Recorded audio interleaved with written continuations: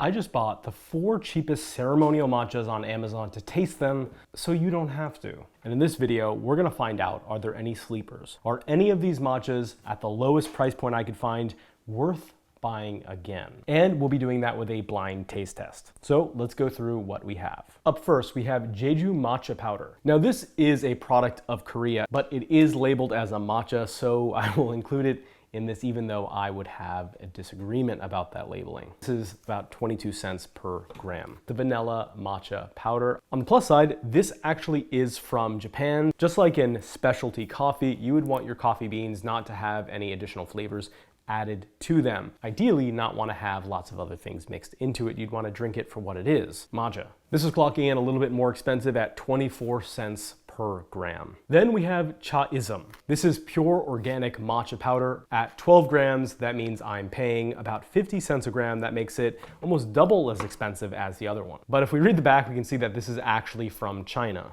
If it's not from Japan, it's arguably not a matcha at all. But with that said, you can get a sparkling wine that's not from Champagne that tastes really good. So again, maybe we'll be surprised by this one. And finally, we have SB Organic Ceremonial Grade Matcha Powder. This is clocking in at our cheapest at only 12 cents per gram. That's very inexpensive, especially since this says it's sourced from Japan. Before we get into that, let's cover quickly what ceremonial means when we say ceremonial matcha. Ceremonial matcha is meant to be consumed as a regular bowl.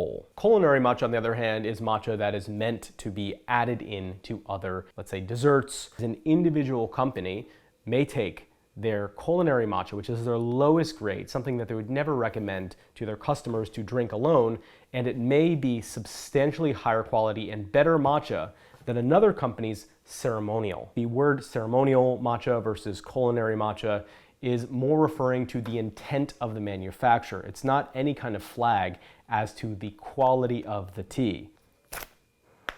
Let's see the color here. It's a bit yellow. That's not necessarily the end of the world. People get obsessed with color with matcha, and yes, color is good, but it doesn't necessarily mean that it is the highest or lowest quality matcha if one is a little bit more green than another. Part of that is because some cultivars of matcha, some varieties of the plant, are naturally more vibrant green than others. Another thing we can do is take our finger and pull down, and we can get a sense of the milling, more specifically how fine it was milled. These are individually sticked, 2 grams each, so that's the exact amount to make a matcha. The color is not too bad. The Chaism was not milled as fine of a particle as the Jeju, it looks like. All right, I would not say that is a matcha smell whatsoever, although I knew that going into it. Color is pretty unattractive. We'll do the finger test. Ooh, that one is very gritty. It feels like sand. Ooh.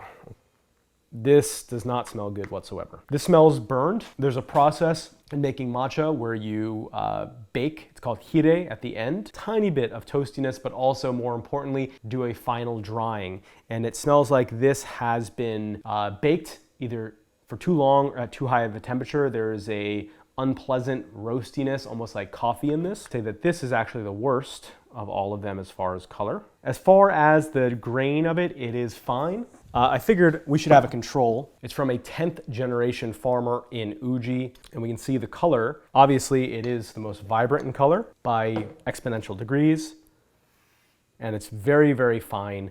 The most fine, you can see there's almost no white paper showing through. This matcha is obviously going to be the only one that's milled on a traditional stone. All right, so we have our matchas. Let's go ahead and brew these up and try them.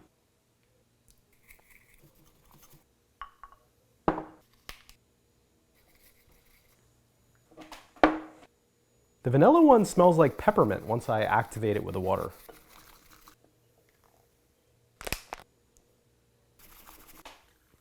I've already forgotten which are which, but just to be extra sure, I am gonna mix them. We'll start with this one. This does look like a culinary matcha, but this color tells me there's either a flaw in the production, or more likely they were using later harvests, or they just did not shade it long enough. The reason you get those bright colors when you have matcha is because the matcha plant is shaded from the sun. It makes it more savory, but it also increases the color. This is the vanilla.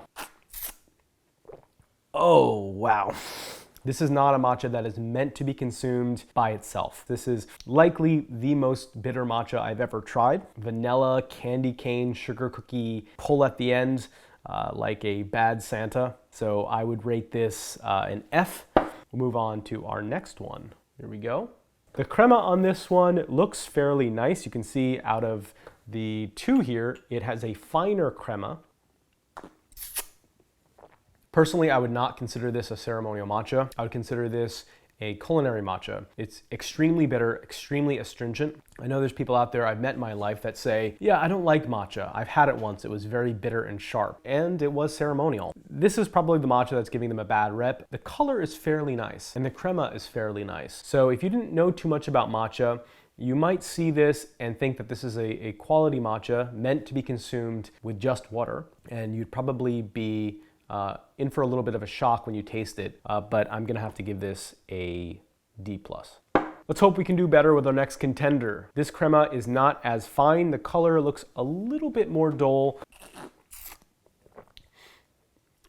Oh, yeah, that's a pretty bad one. Overwhelmingly bitter. It's sandy and gritty. Coated my tongue with an intense, scratchy-like bitterness. When you have a high-grade ceremonial matcha, what we want is low bitterness, low astringency, lots of sweetness, lots of savoriness, and a lot of complexity. I would say that this is worse than the previous, and I would say it's just as bad as the vanilla. These are both F.